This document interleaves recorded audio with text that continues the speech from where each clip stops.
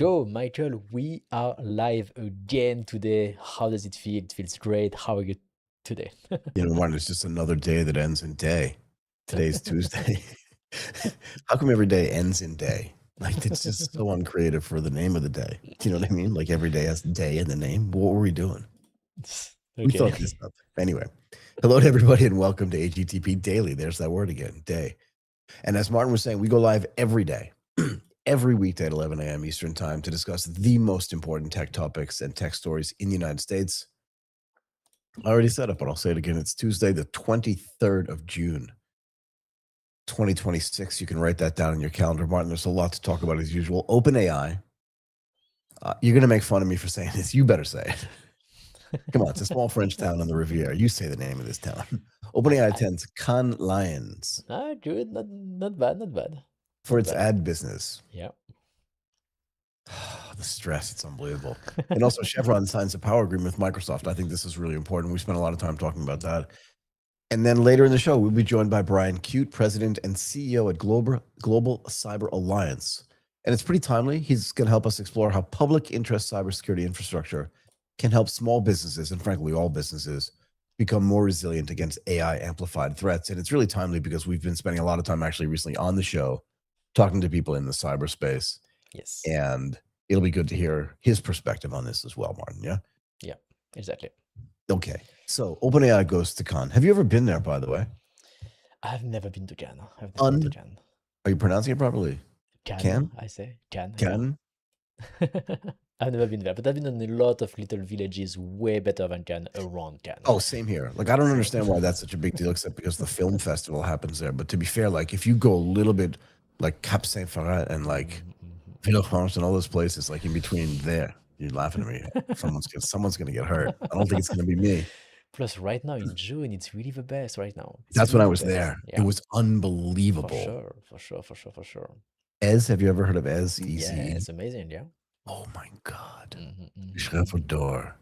The golden, what is it? Chevron, what is that? Sheep? No. Okay, maybe. It must be in French, because French people will be better everything in French. I would be very surprised to find It's a a book that restaurant. is It's in a restaurant French. and a hotel. Oh my God, the best meal I've ever had. We went back 3 Okay. times. Oh, So wow. good. Okay. Anyway, so OpenAI is going there. And, Cannes is very well known for its film festival, but it also, the Cannes Lion is like one of the biggest accumulations of people in the advertising business. They go there annually, so it's every year event. And they go there to just see like what's happening in the ad world. Okay. And actually, some of the big online publications in the United States, like the Daily Beast, actually go there to like hobnob with people. Hobnob means like chit chat and talk to people about like what's your ad spend going to be this year and all this other stuff. Next year, you and I are going to go and dominate. They're going to ask us to speak, I'm pretty sure. But the idea here is that OpenAI is trying to move, and we've spoken about this before, right? They're trying to take advertising. Remember, they signed up, what did they say in the first 6 weeks? $100 million of committed money.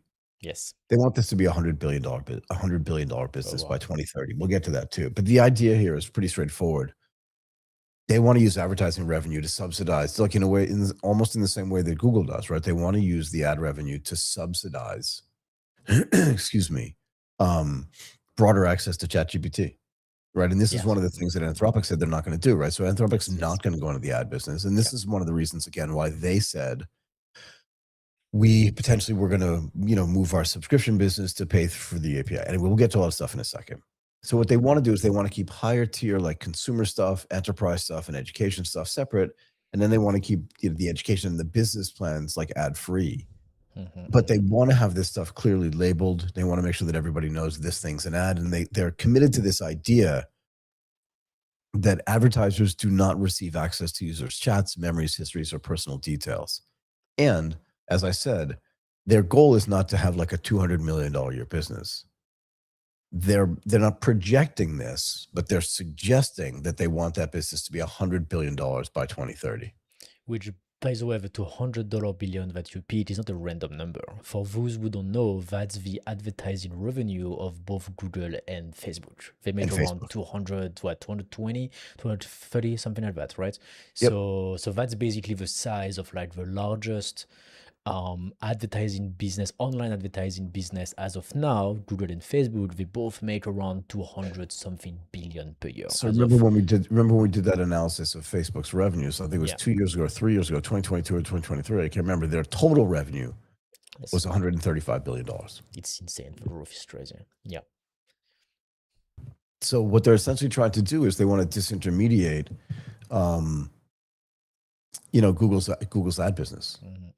And the idea is, and I think it's going to be hard, right? Like if this had been like a year ago before Gemini was actually a thing, I think it would have been an easier conversation. Again, we can talk about that later when we get into deeper details. But the idea here is that they want to disintermediate Google's business because they want everybody, the 900 million people that use ChatGPT weekly, to get served ads. Now, it's tricky, right? Because, excuse me, OpenAI, their cost structure is just massive. Yes. It's just massive. They burn so much money. They just burn a ton of money, $19 billion in R&D, $6 billion on sales and marketing. And it also burned $3.7 billion just in the first quarter on $5.7 billion of revenue committed and reported. So this is why, like, this advertising business is not meant just to kind of like be an add-on business for them. It's not meant to be supplemental. It's meant to be like part of their, I don't know, financial architecture, their own financial infrastructure. Right? Because we talked about this last night, right? Like some of the other biggest costs they're going to have are model training costs. Yeah. That's never going to go away.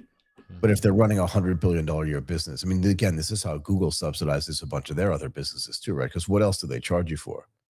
I mean, yeah, they have Google Cloud for sure, and then their workspace stuff, but their ad business is their biggest business by far. By far, really far. Right. So, but here's the big thing. To me, and we talked about this when they introduced this, I think back in April or in March, I can't remember when. But is anybody going to trust because it's new, right? So now anybody that uses Google is just used to having ads there. They've just been there for as long as most people can remember. But to be honest, I remember when they first started serving ads, and I'm like, this is just terrible. Because before they didn't have them. Yeah. So the real question is, and there's a trust thing there as well. This idea of like, why do I have to look at this ad just because I was searching for X and now they're going to serve me an ad about X as well? Like, this is not the way I wanted this experience to be. Now, there were a lot of learnings that ChatGPT can get from the way Google built their ad infrastructure, right? Yes. So they have that to lean on as well. But the idea is like, will anybody trust the fact that, do you know what I mean? That they're actually getting served the stuff that they really want to get served and that it's not intrusive, but also the fact that like Google's not Google, that OpenAI is not giving advertisers access to people's chats. Yes. Right? So, I don't want them to know what I'm looking at. Yeah. So I think there is so many things to unpack into that. Like, it's such a bigger question, right? Like, it's such a large question. Yeah. Sure. But first of all, on the delivery side, I've watched some video actually, because right now pretty much everybody can access OpenAI ChatGPT ads right now. Like, it's not like when they launched it back in February or March, it was gated.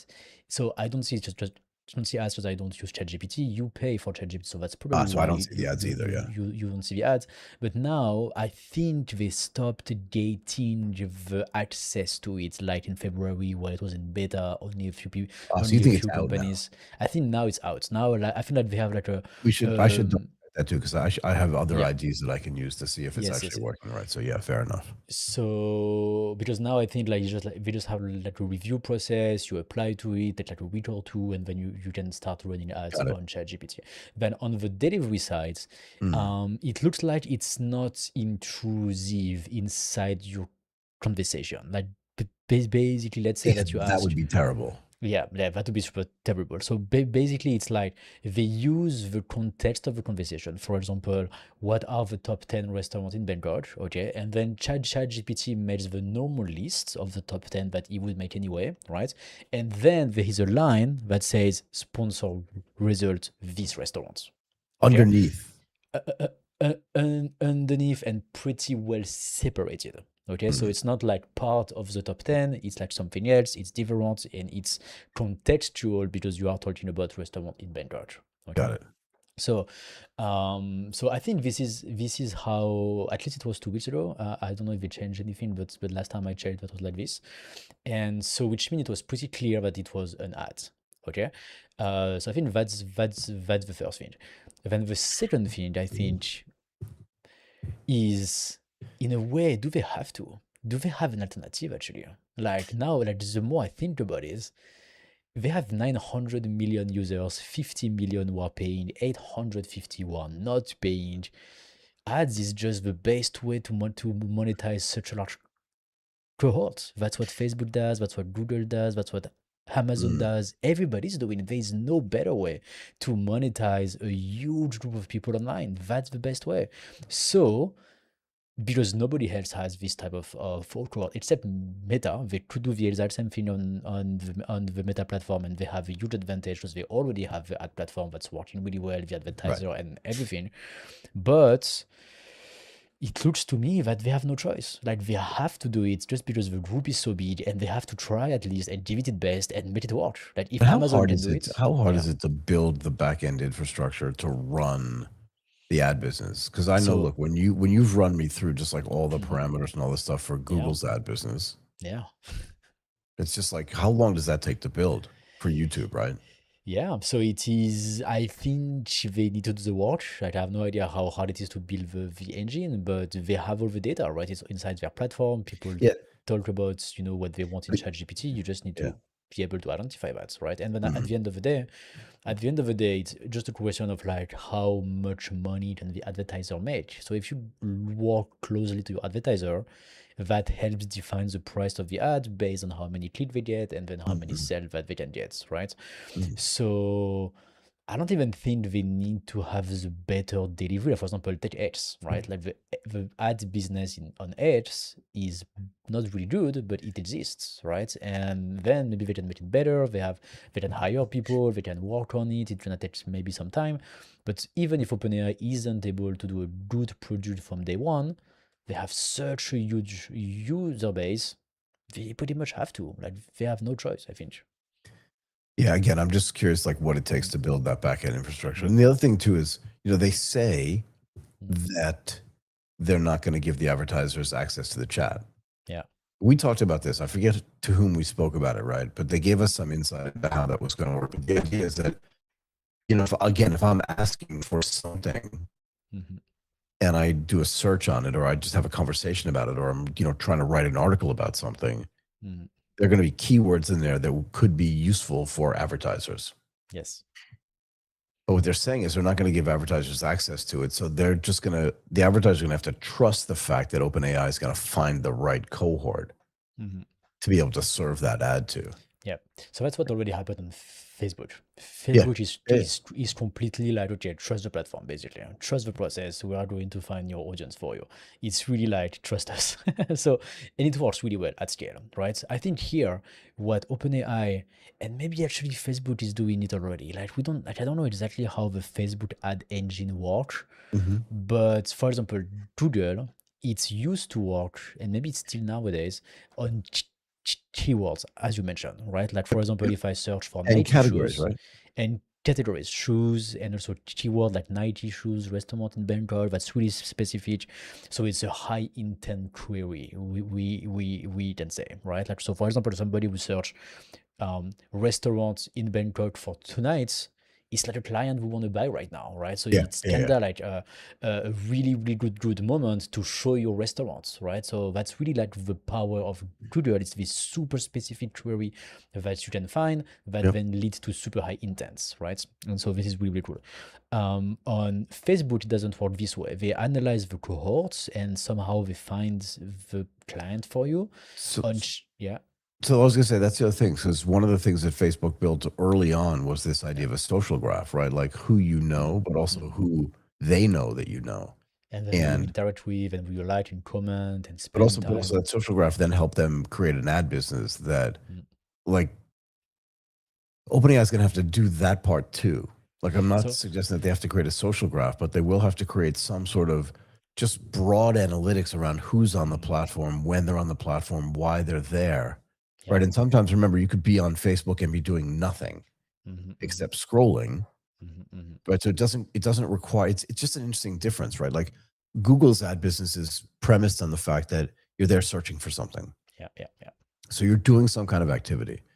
But Facebook, the whole idea of the timeline on Facebook is you're just kind of like looking at your phone, you're just kind of scrolling through stuff, you're just trying, and you're not really doing anything active, you're not typing anything, you're not searching anything. You could be looking at things. Yeah. But what they do is then they track all of your activity on the web as well as on Facebook, and then they serve you ads related to all those things, which is why if you're out on the web and you're looking for, baby clothes, they presume that either A, one of your friends is having a baby, or B, your wife is pregnant. It's weird. You know what I mean? And if you're searching for like surfing goods.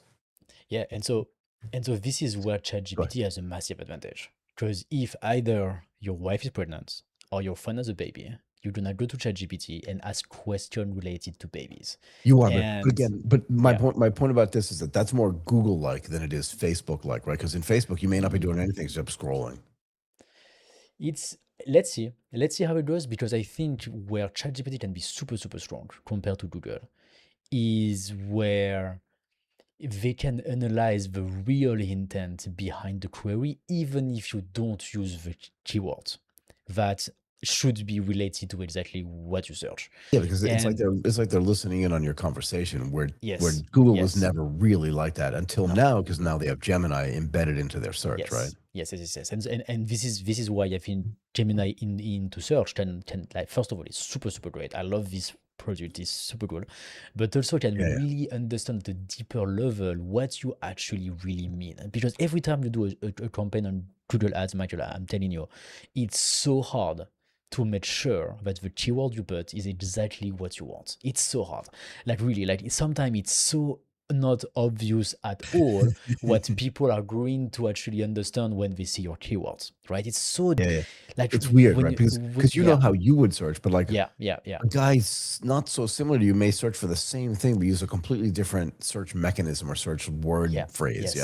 Or the even worse, is you use the same keyword, but it means something else. So same thing. That's just the flip side of the same coin. Yes. And this is really hard to manage into Google Ads, because you're limited by your ability to actually imagine what are the possibilities that people are going to either search for your product or use your keyword to search for something else, basically, right? And then this becomes like a big nightmare. Where in ChatGPT, I think if you do it correctly, the intent behind the query is where the AI is really, really good at, right? Because it is able to answer your question, it's able to help you, so it get to understand what's the intent behind your query at every question. But also, until the broad population realizes that Gemini is now part of search, it's not as conversational as ChatGPT.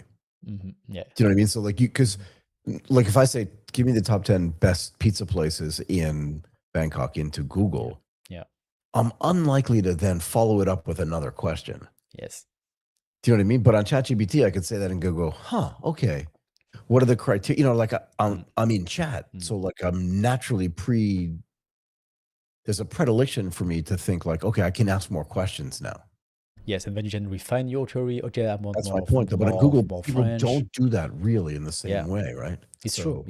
And so then that's a very good point. You go to Google and you say, hey, what are the 10 best restaurants in Bangkok? Okay, so then it gives you a list. You get the same result in ChatGPT, but in ChatGPT you can say, actually, no, I want French. I want next to Adon Siam.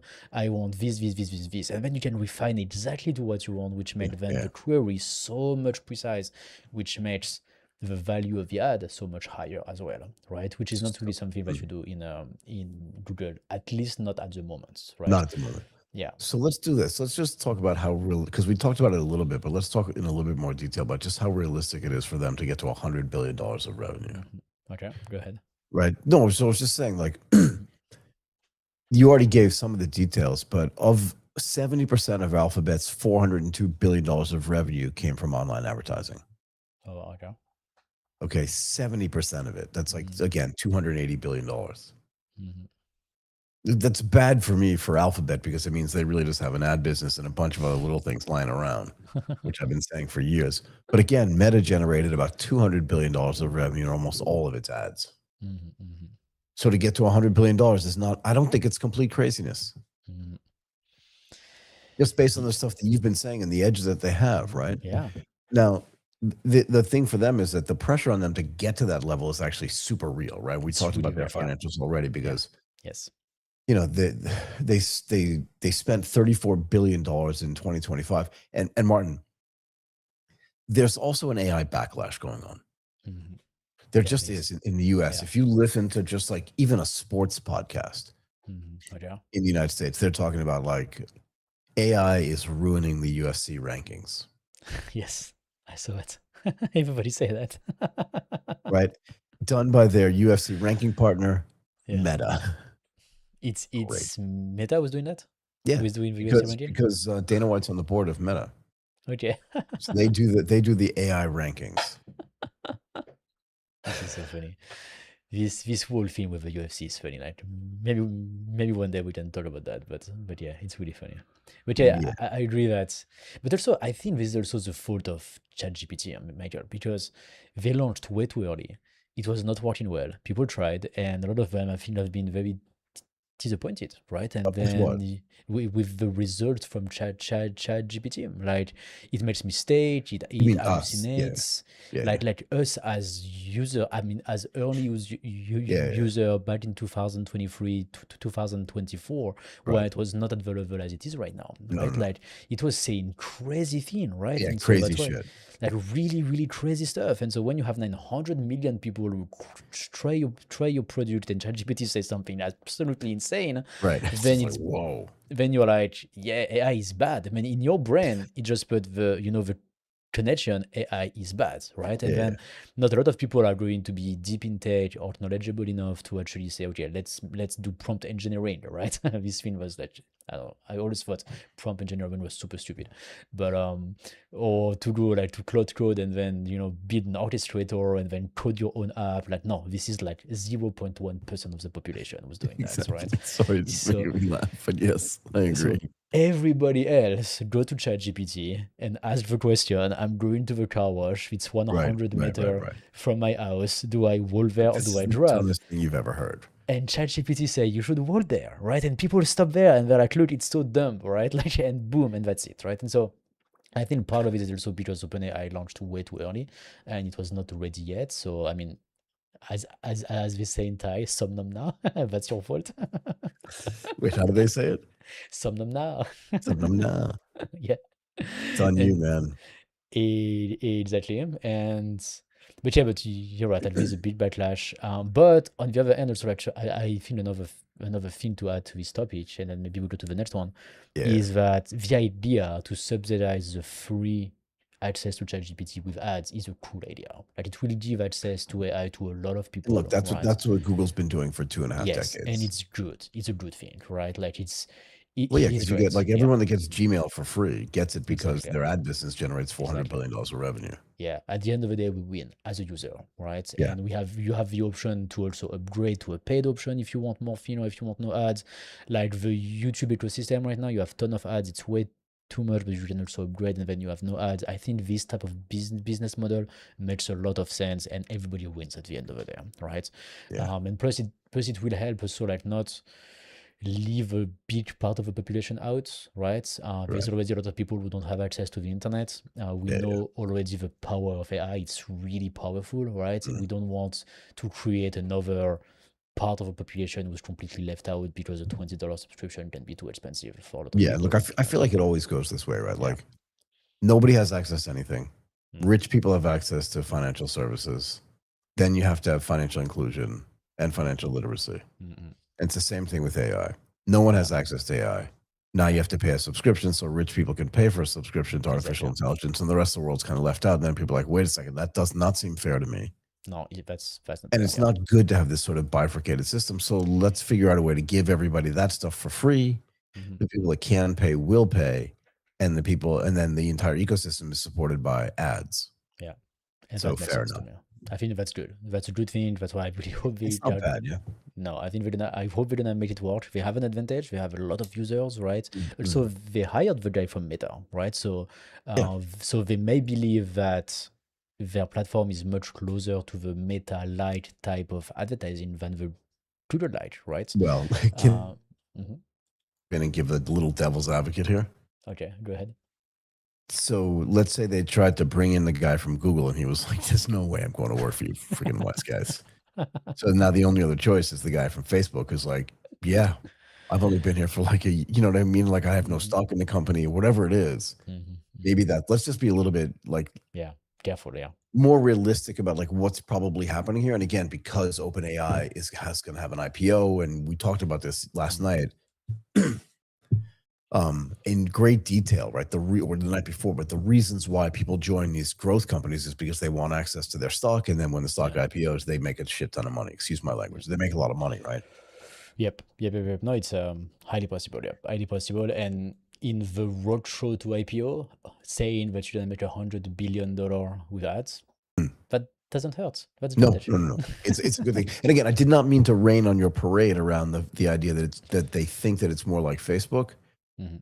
Um, but frankly, I feel like, and you and I can argue about this, Mhm. it's fine. We don't have to agree on everything, but I feel like it's more like Google's because there is an initial interaction where somebody has to ask something. No one's going to ChatGPT just to scroll. Mhm. Nobody. No, There's it's true. nothing to scroll It's true. through. Yes. If there is an intent query, you should start Right. with an intent query, right? Like you need Right. to do something. And then from there, once again, I think this is where ChatGPT can be so powerful.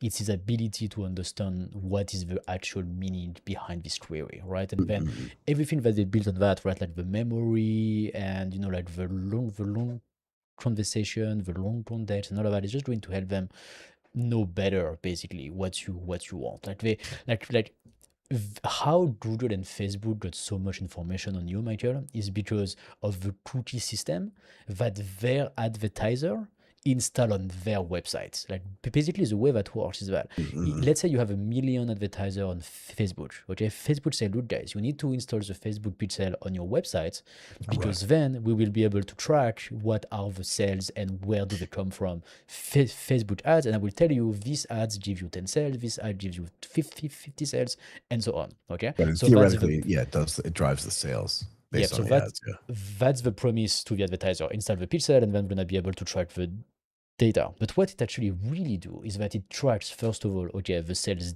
data they deliver on this promise, but it also track all the visitors of the website. Now Facebook knows that this guy went to these websites, okay, and because both Google and Meta, they have millions of people who advertise on their platform, millions of pixels everywhere. This is how they know that you might go to this website, then you go to that website, and then you go to this website because they all use the Facebook pixel because they advertise on Facebook.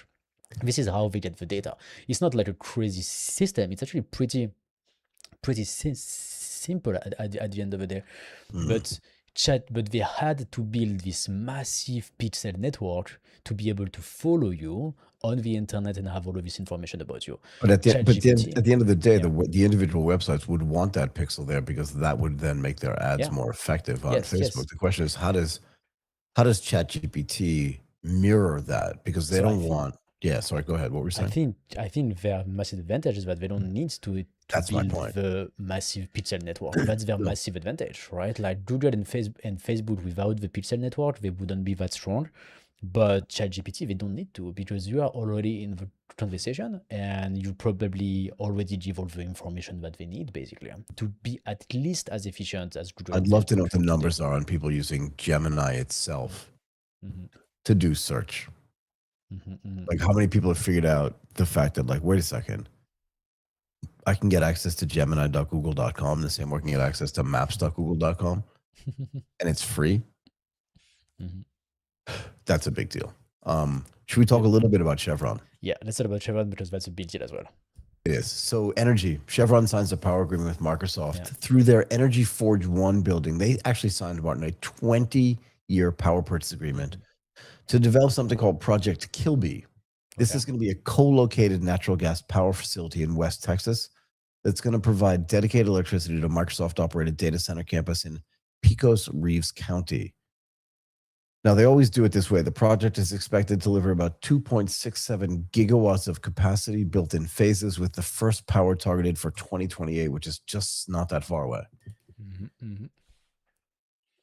But I think there are a bunch of different things here that are super interesting. So rather than relying completely on the public grid, which I think is going to be just a non-starter going forward.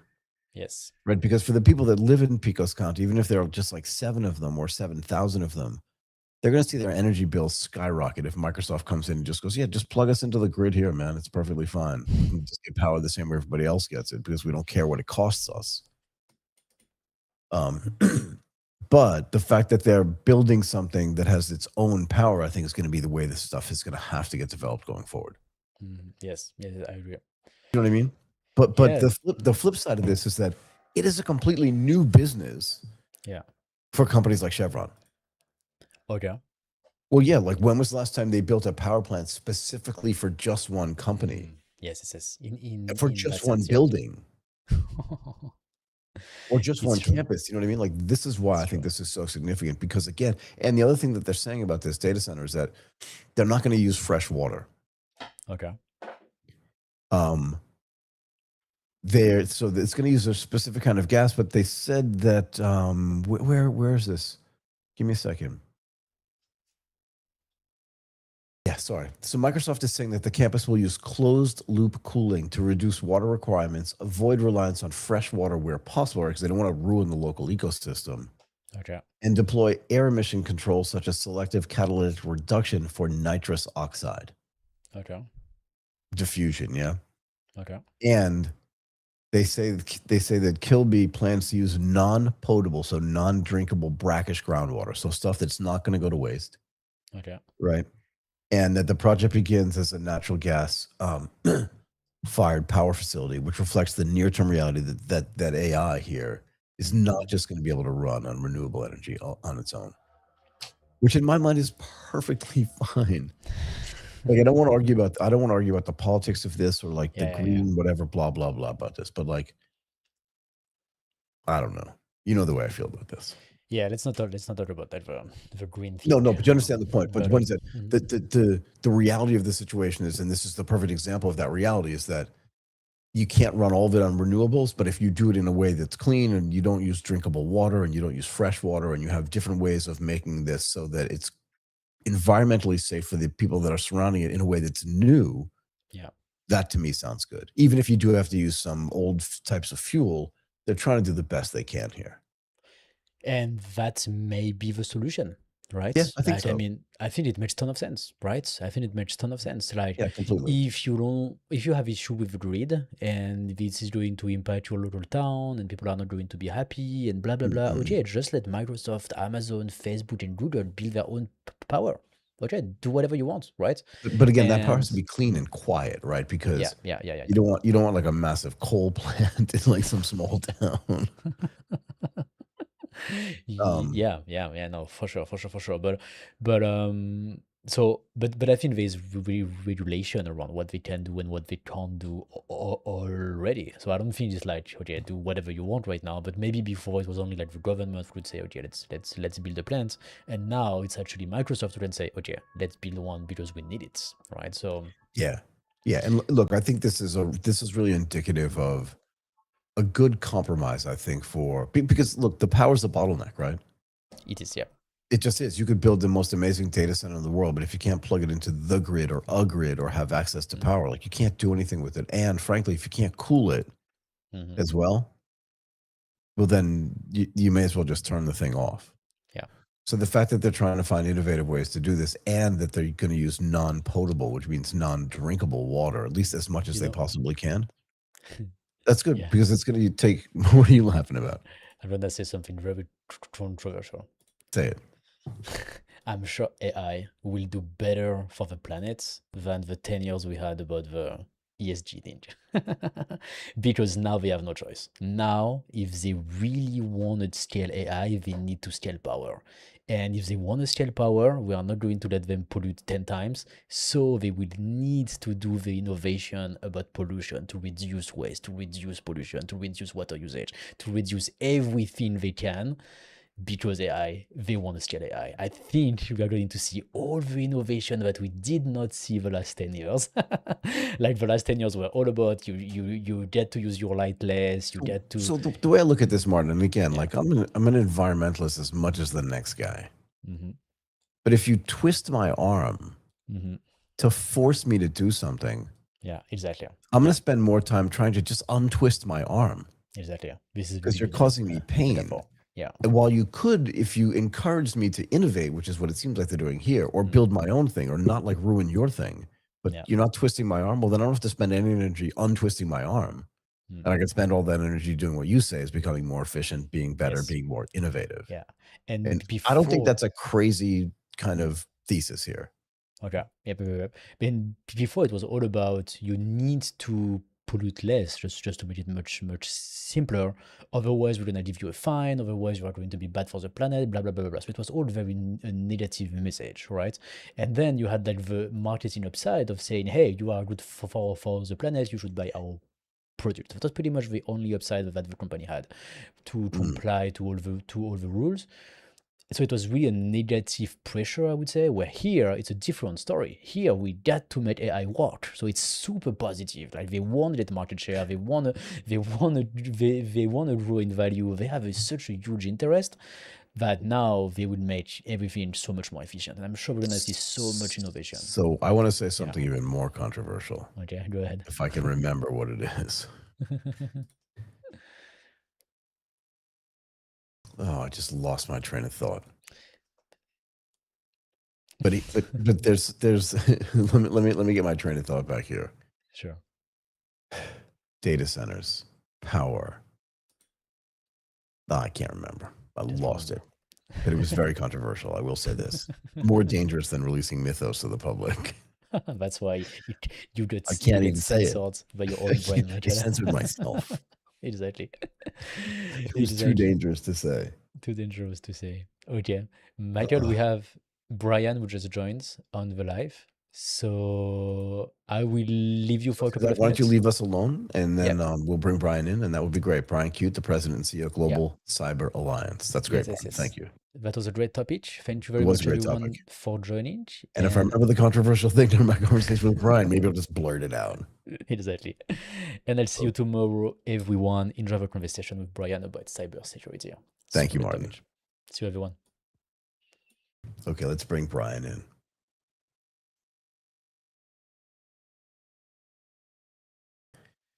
It was a great conversation about Chevron and Microsoft. And I'm telling you, I had this most amazingly controversial thing to say about it. And when I remember, I'll definitely just blurt it out. What were we talking about? Martin was talking about the power and connecting to the grid. And what was the controversial thing that he said? Oh, yeah, that was going to be better than what happened with the ESG. Oh, yeah, here's what I want to say. Carbon credits. Hi, Brian. Can you hear me okay? I can. Are you in East Ham? Are you in East Ham all year, or is it just for the summer? The airport, because I'm traveling today. I hope the background is. Oh, you're perfectly fine. But I just was fascinated by East. Like I wanted to double check and make sure that it was actually on the Cape, because not that many people, as you know, live on the Cape year round. That's right. That's right. Where can I just ask you where? Just before we get to like the fun stuff here, but where are you from originally? Rhode Island, East Providence. So I used to come up here for the summer. That's how I. Yep. I got it. It's nice. East Ham's beautiful. I grew up on Nantasket Beach. Oh, you did? Okay. You can't make it up. I mean, amazing. I was just waiting. I was telling Martin before he came on, I wanted to see like which part of the region he's from, because if you're summering in the Cape, you're most likely from the tri-state area. That's right. I mean, it's Rhode Island. It's Rhode Island, Massachusetts, or either Vermont or New Hampshire, basically, right? Because most otherwise people aren't going to go there. But whatever. Just last winter, I was watching my nephew perform at the C Note on Nantasket Beach. If you happen to know that place, I love it. Okay, let's do this. So we wanted to have you on. Thank you for coming. I really appreciate it. Sure. We can spend a ton of time talking about the Red Sox whenever you want. But you could be a Yankees fan because you're from around. I don't know how this works, but never could. Okay, now we can actually be friends. Okay, so we want to have you on to talk about how public interest cybersecurity infrastructure is going to help small businesses become more resilient against AI-amplified threats. And why don't you tell us a little bit, or tell our audience a little bit about the important work that Global Cyber Alliance does. And just so you know, it's been very timely because we spent a lot of time in the last few weeks actually on a bunch of our shows talking about cyber. So just let us know what the Global Cyber Alliance does, and then we can jump into some deeper topics. Yeah. Sure, happy to, and thanks for having me. Thank you. Appreciate the time. So Global Cyber Alliance is a not-for-profit. We operate globally. In fact, we approach cybersecurity from two vectors. One is the infrastructure, right? There are some cyber risks in the internet's infrastructure itself. So those sorts of problems make everyone a little bit less safe and secure. So we work with the network and infrastructure industry on that side of the house to find solutions to things like routing security so that traffic doesn't get hijacked. We also want to make the internet more secure for end users. All those of us out here logging on every day, we want that experience to be more secure. On that front, we tend to focus on the users who are under-resourced, don't know what their risks are, may not have the resources or wherewithal to access commercial solutions or use a large security shop like a CrowdStrike, who's a partner of ours, by the way. So we put together free, accessible tools and curriculum so the average Joe, the average small business, NGO, not-for-profit, can have access to things that make them more secure when they're using the internet. So one of the things that we talked about a lot, and you'll see where this is going in a second, is access to financial products for underserved markets. And you're going to be like, okay, why are we talking about financial services? I'm talking about cybersecurity, but you'll see in a moment where I'm going with this. But then what we said is, okay, if regular people or if rich people have access to financial services stuff, shouldn't regular people have access to? We want to democratize. We want to actually give access to them. But then there's this whole idea of even if you give them these products, they're not literate in them. So how do we create financial literacy? So that's my question here is, you can give people tools, right, to protect themselves from cyber threats. And we can talk about where AI plays in this. But how do we handle what I'll call sort of, I wrote in my notes, cyber threat literacy, which is almost as important as having the tools themselves, right? Because I can get the tool, but if I don't know like what's really happening out there, if I'm not literate in this, then I have a problem. So how do you guys work on that as well? I'd say it's as important as the tools. Absolutely. So on the end user side, we tend to work with partners who will train small businesses in larger cohorts, larger numbers, or train NGOs. So there is a training component. There's really three pieces to what we do. One, you have to be aware that you have a cyber risk. In fact, a lot of the organizations we deal with, to your point, don't know. They're ignorant in the objective use of that word to the fact that there are risks and threats that they have to deal with. So the first thing is making them aware of the risks, right? What is the risk of unauthorized access to your device or your network? Why does that matter to you? What bad thing can happen? And once we go through, typically with partners, that first step of understand what your risks are.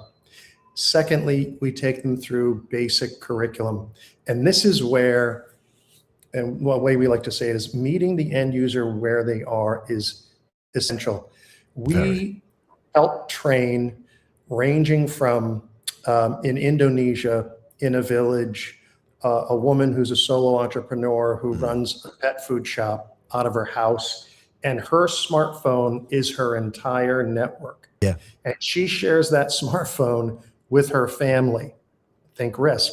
To all the way to like a 30 employee small business in the middle of the city that has infrastructure and network and maybe an IT person, maybe not. Yeah. So meeting that end user where they are with the curriculum so they can digest at their, we call it cyber maturity level. So they can digest the bits they need to understand the risk. Once we've done that, we point them to free tools that they can download into their device or their network that provide some operational protection in the background. Because at the end of the day, you could be the smartest person on earth about your cyber risks. Right. Someday you're going to click on the wrong link. I don't care who you are. So having those tools in the background providing operational protection is really key. It's so funny you say this because I love to brag. It's like fake bragging though about how I can look at an email that I have rolling and just go like, I'm not clicking on that thing. But you're right. At some point, I'll be having a beer, whatever I'm doing, and I know I'm going to get distracted. And I'm just waiting for the day where I'm just like, oh, come on. Because it's going to happen to everybody at some level, right? It's too easy. Absolutely. Can we talk about this awareness thing? I think in the conversations that I've been having over the past, like, I'd say 3 to 4 years about cybersecurity, the one thing that surprises me at once and doesn't surprise me as well is the fact that some people feel like, hey, I'm such a small business. Well, how do they even know I exist? Why would they target me when they could target like a large MNC or some other gigantic company? Do people actually not realize still that there are factories in small countries that are set up just to create cyber threats, and they don't care who you are, but because they can use artificial intelligence at scale, they can attack everybody at the same time without knowing or caring who you are? It's the first barrier, breaking through the small business person and making them understand they have a problem they need to address. Right. It still is the first barrier. I was in Sri Lanka at a university where we helped train students to go out into their community and then help do risk assessments for small businesses. Yeah. The responses they get when they approach a small businesses to say, hey, I can help you here. Right. I can do a cyber risk assessment for you so you know how to protect yourself. You get a range of answers from, and I'm not, what is cybersecurity? What is cybersecurity? Right. Or, yeah, I know, but that's not a problem for me. That's not going to happen to me. So that attitude is the first barrier that we all have to overcome. Exactly. These students did a remarkable job. I told them at the end of the day, they got a lot of no's. They went back to the university. What they figured out was they identified some small businesses in the community who had been hacked, right, who had lost significant money. And they went back to the ones they approached and said, hey, listen, you know your friend down the street? This is what happened to them. That got their attention. And then suddenly they're willing to open the door to do a little bit of awareness training. So what are the highest leverage things that these guys, because when I think about a small business, or let's back this up again for a second. When I think about a big business, they have CISOs, right? Yeah. And they also have SOCs. Yep. Almost all of them, if they're big, sort of robust, big business. But a small business, no matter how big that small business is, not going to have it because it just doesn't fit into their budget. But again, using the stuff that you talked about already, what are the highest leverage protections they can realistically adopt first if they actually listen and believe the stuff that we've done? So the simplest that we all always advocate for is two-factor authentication, right? In terms of that's protecting access to, that's simple. Oh my gosh, yeah. But so many people don't do it. Just 2FA and MFA, there's free tools out there. Have everybody in your organization use that so that access to your network and your data is protected. Things like a protective DNS service. There's a free tool called Quad9, which is an organization that is continuously monitoring for known malicious domain names, which are, again, the source of phishing exploits and malicious sites. It's a simple tool. You download it and it will prevent your machine from connecting with a known malicious site, right?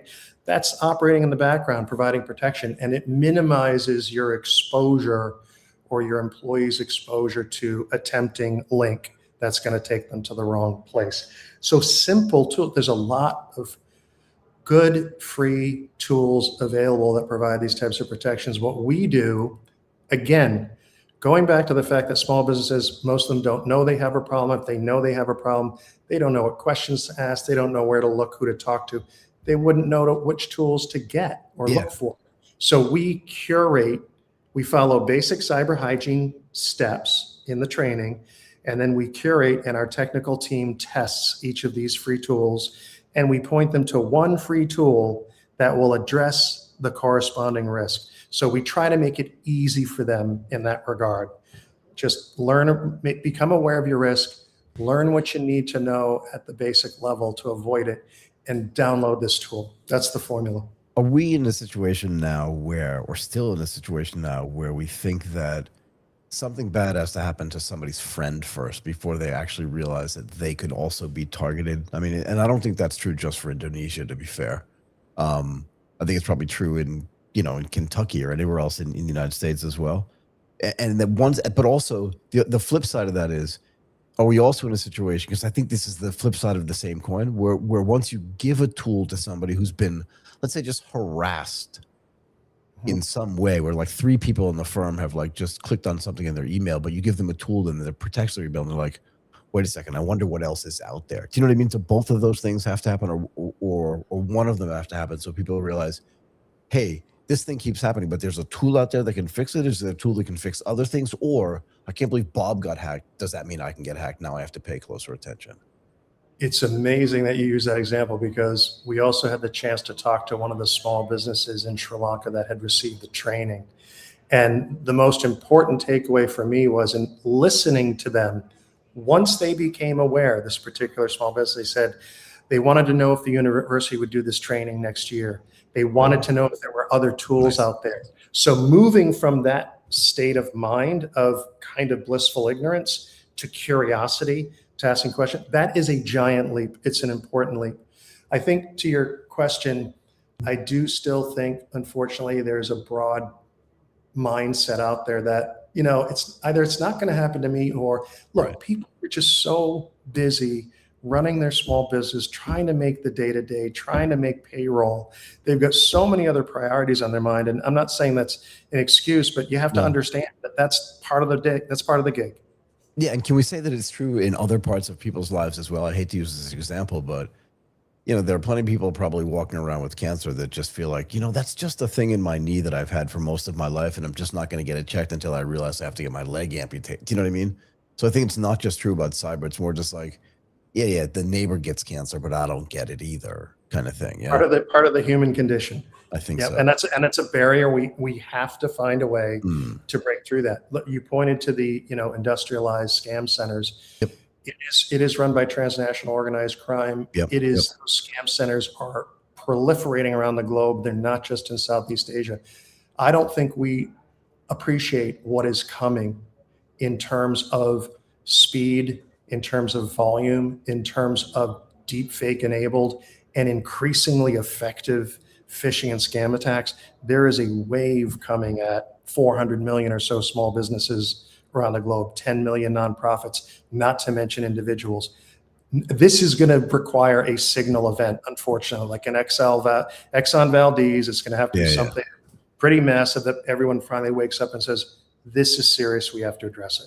So I worry about this. I shouldn't even say this out loud, right? But like, there's so much data on my voice out there that replicating my voice is not going to be that hard. And I could imagine a situation where someone just takes like every little component of my voice and the way that I speak, and then recreating some message that goes to my brother or my sister or whomever, or a friend, and says like, I'm in dire need of 10 grand. And while 10 grand doesn't sound like a lot of money, if you do that 1,000,000 times, do you know what I mean? Now you're talking about serious money. And that's what's happening here. So you're right. I do think that it's a big risk. Can you talk as well about how this, because you said people don't realize like what's coming. I would argue that they don't realize what's already here either. And maybe you can talk a little bit about how the work that you all do has changed dramatically, I believe, even just since the beginning of this year, because before this year started, you could still operate these factories at scale, but there wasn't agentic AI in the same way, and it wasn't as available as it is today. Maybe you can talk a little bit about what the impact of that is overall, but also just on the speed and the volume and the stuff that you were just talking about. You're right. We've already seen exploits where people's voices have been sampled to be used in a scam attempt in training. And we now point to those examples and say, if you get a voice message from the CEO saying we need to pay vendor X by close of business today, $150,000, or it's the child calling the parent, they've been arrested, there's some urgent problem. We've already seen those exploits. So you're right. The advice, what's shifted for us is that we're beginning to share with people that there's 2 ways to approach these things, which can be tricky and deceiving. One is we all need to adopt a skeptical mindset across the board, that anything we look at on any screen, I hate to say this because I'm a big proponent of the internet, but a skeptical mindset can be your first defense, right? Yep. Just don't click right away. There's a campaign out there called Pause, Take 9 seconds. This is the type of message we're starting to share with the public. be skeptical at first. And the other point is there's some really simple things you can do to verify whether or not the voicemail is real, the voice message from the CEO. Call your CEO. Send them a separate email. Say, hey, boss, hey, mom, did you just send me this request for 10 grand? And your mom's like, what are you talking about? Exact. Call your bank.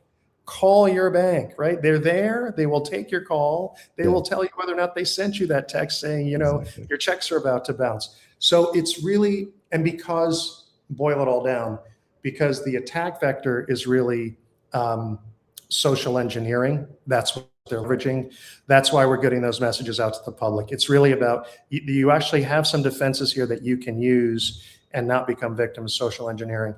Last bit, in the last few years, the percentage increases in phishing emails driven by these scam centers have been in over 1,000%. Has it really? Microsoft has done some controlled experiments with deepfake enabled phishing emails and have seen click-through rates of up to 54%.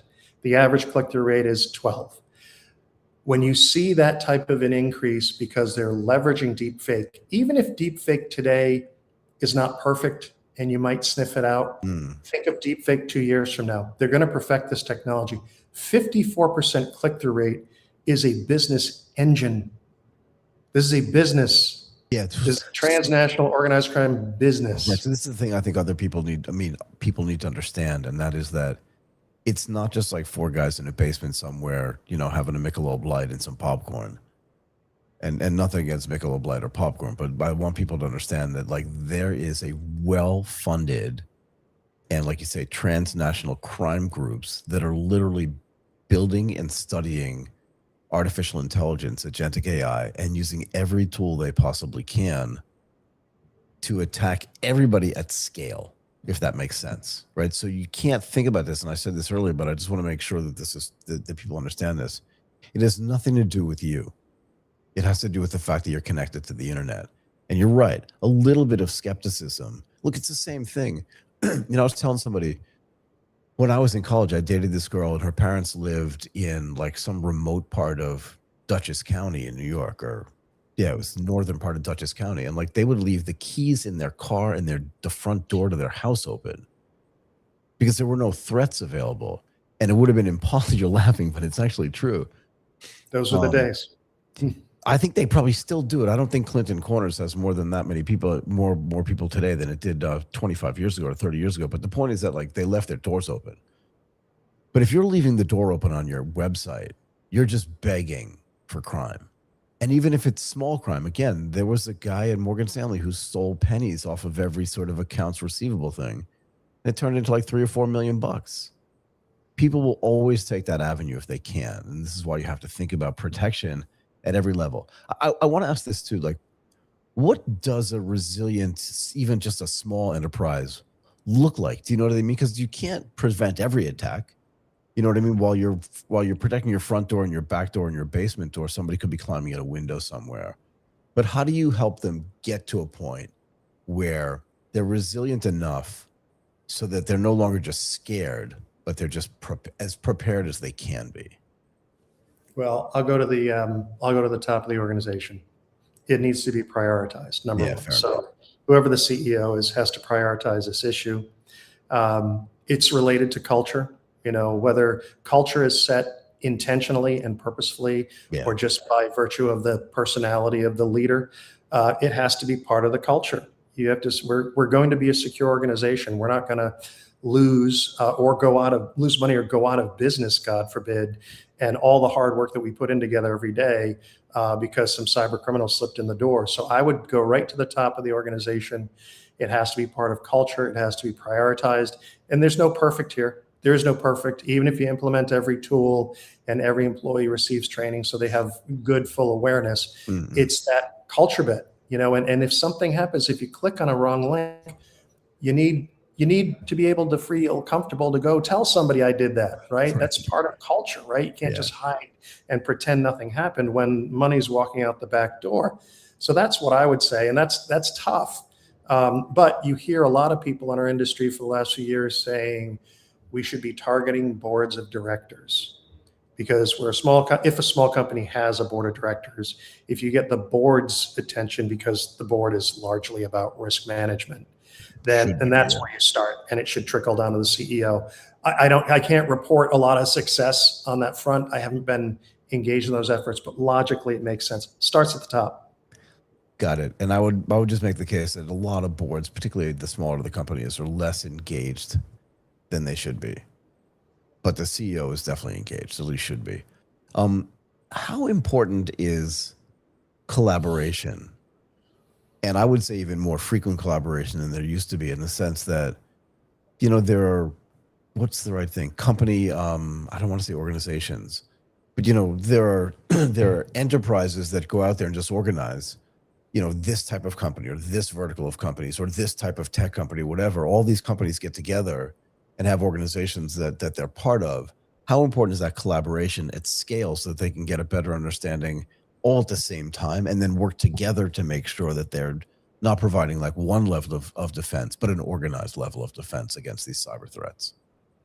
It's very important. Work can be done effectively. There are a number of different industry segments in the United States where they have organized in that way. They're called ISACs. For example, healthcare industry in the U.S. is a particular target of cybercrime. So there are organizations that pull together resources, tend to focus on cybercrime and cyber defense, and get that information proliferated out for an industry writ large, kind of the trade association model, a little different. Exactly. But that does exist, and that's critically important. Where we see the real challenge is on the cyber defense side, actually getting people protected, organizations protected, small businesses. Currently, the way we operate, it's the classic train the trainer model that's been used for international development for years and years and years. What is that? You have a large implementing organization that has boots on the ground in a number of countries. They have relationships with small business community, not-for-profit community. They pull together the training that happens on the ground, the face-to-face, getting 50, getting 100 together for training. And that has been successful to a point. There's one project we're in right now across 11 Asian countries. It's going to be 3.5 years. We're going to help train and secure 300,000 micro and small businesses across 11 countries. Great. It's going to take 15 organizations 3.5 years. That is a terrific outcome. That doesn't scale fast enough. There's 400 million small businesses that are sitting ducks. Yeah. Their keys, like your girlfriend's parents' house, their keys are in the car and their house is unlocked. Yeah. We need to leverage automation and AI, and that's something we're doing. We're building an automated tool ourselves that can deliver cyber protection training and tools to small businesses and NGOs at greater speed and scale. We have to fight fire with fire. The challenge for us in this industry of cyber defense is in using AI. There are known risks in AI technology that we have to mitigate, manage, make sure those tools are secure before you put them in the hands of 1 million, 10 million end users so they can do the job. Can I also make the point to people, I was just searching for something, but I kind of know this answer off the top of my head just in case, that if there are 400 million businesses, small businesses in Asia, that's probably something like 95% of the economic activity in the region as well. I think that's a global figure, 400 million, roughly 400 million globally, but yes, in terms of the economy, please. Yeah, so I was just going to say, but again, I think people are misled by the fact that we call these small and medium-sized businesses. So they think they have small and medium-sized impact on the economies of whichever country in which they're operating.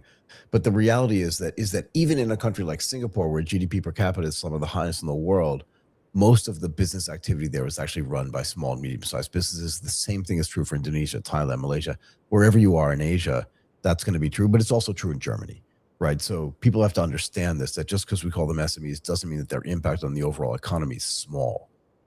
No, not at all. Right. So that's why this training through these associations that you're talking about in other organizations is so important, because now I understand this. If you train the people up here that then are going to train everybody else, it ends up being really important. And you can see that if it's taking 3 years, it has to be a sophisticated level of training, but also it just means that it takes time to do this. While on the flip side, these transnational crime groups can spin up a new, cyber factory in probably a couple of months, because all they need is some like high-powered computers and some really good throughput, and they're ready to go. Yeah, That's right. And so, I think it's between usually 40% and 60% of GDP is made up by small businesses in most countries. So what I worry about is, while it takes us too long to get cyber protection to them, thank you. They're exposed, and this transnational cybercrime effort is going to start taking more and more small businesses out. They're going to go out of business, many of them, right? Yeah. Once they suffer a ransomware attack, a good percentage of them will go down. And I think what we're going to start seeing is some actual measurable macroeconomic effect over the next few years. And I think that's the thing that will start getting government's attention and other organizations' attention who need to be doing work here. Okay, I want to ask you something that somebody who's actually watching the show live is talking about, if you don't mind. And the question here is, how has AI changed attack vectors like phishing? And further, what are some of the most sophisticated attacks that you have seen recently, or that you've heard of recently? Well, it's volume, number one. The change in volume has been hair-raising in the last few years. So the volume of phishing attacks are being generated by these scam cities. And as you noted, law enforcement expects that within a year or so, they're going to be running fully agentic systems. So different agents that have a particular task working together. So we're going to see the volume increase by another magnitude. So my first answer is volume, and then sophistication. Add the deep fake to what used to be a traditional phishing email that is leveraging social engineering. It's the volume and the increasing success rate. Just put that on a graph, and we're going in the wrong direction. The most sophisticated ones are typically spear phishing, where they're sizing up their target, collecting a lot of data. This is a whale. This is a high wealth individual, and they collect a lot of data on these folks. They take their time. They build the right profile. They find the right moment. I have a very good friend who lost $250,000 because he was invested in a deal not so long ago, and it was time for another payment from the investment group, and they were just lurking in the email system. They lurked, waiting, right? They learned everything they needed to know about the transaction, the investors, the timing, and then they hit. That's the kind of thing that is scary, when they get inside your system and wait and collect data. Yeah, I mean, I've seen unsophisticated stuff, like literally somebody spoofed somebody's mom and sent them a WhatsApp message that said, please send me $750. It's an emergency. And they're like, okay, mom has plenty of money, but she's asking me for it. So I sent it to her, and it wasn't mom's bank account. So yeah, it runs all the way from these sophisticated deep fake phishing things to just like and your buddy or your friend who lost 250 grand because they were lurking inside of these email chains. They didn't have to do anything or say anything until it was time to strike. And again, this person that spoofed somebody's mom, like, all these things are still happening in 2026. It's just amazing to me. Okay, before I let you go, how would you, and again, it's a moving target at some level, but what makes you feel like success is happening? Do you know what I mean? Because your success is sort of measured by when something bad doesn't happen, I would guess. Yes, and how are you guys measuring success? Sorry. That's a challenge. Yeah, and that's a challenge. When it comes to fundraising too, funders want to see your impact, and we can measure impact in terms of how many small businesses do we help train, how many NGOs. Those are numbers. How many visits to our toolkits? That's another metric that we can look at. But at the end of the day, we're trying to prove that something didn't happen, which is a bit of a challenge for those of us in the industry. The thing that gives me a little bit of hope is I'll reference those students in Sri Lanka again. Those were kids in a university computer science program who took this cyber security clinic thing out of curiosity. When I listened to them, their attitudes, the way they worked with small businesses, but not just those students. I think the younger generation, it's yes, they're completely married to their machines. They're completely married to social media for all the pros and cons of that. But I sense there's a shift. I sense there's a shift in awareness among young people that are beginning to become aware. And, AI is going to hasten this for them. They've got to have to deal as they become young adults with the impact of quantum soon enough. There's events that are happening, and I do have faith in the younger generation who are digital natives that I think they have a better chance of getting it and reacting well and thinking about protection, perhaps more so than some of us older folks. I'll leave it at that. Fair enough. I feel like I'm at the front of everything regarding age, but I'll leave that. Okay. I remember before there was an internet. I do remember. At least you can still remember. Anyway. Okay. Brian, look, thank you so much for coming into this today. Super interesting stuff. We always love having conversations about cybersecurity. It's June, which means the worst. One more thing before I let you go. When it's degrees or 6 degrees, my mom used to let us walk down to the beach and go swimming. That's 65 degrees. For those of you scoring at home, that's 20 degrees Celsius. Anyway, thank you so much for coming and doing this today. I really appreciate it. Absolute pleasure. Enjoy the rest of your summer, and it was great having you as a guest. Thank you so too. much. Thanks so much. Okay, take care. Bye for now. Bye-bye. Okay, excuse the little diversion on the little Boston insider baseball talk, but that is it today for AGTP Daily. Thank you to everybody for joining us. Thank you again, as always, for asking questions in chat.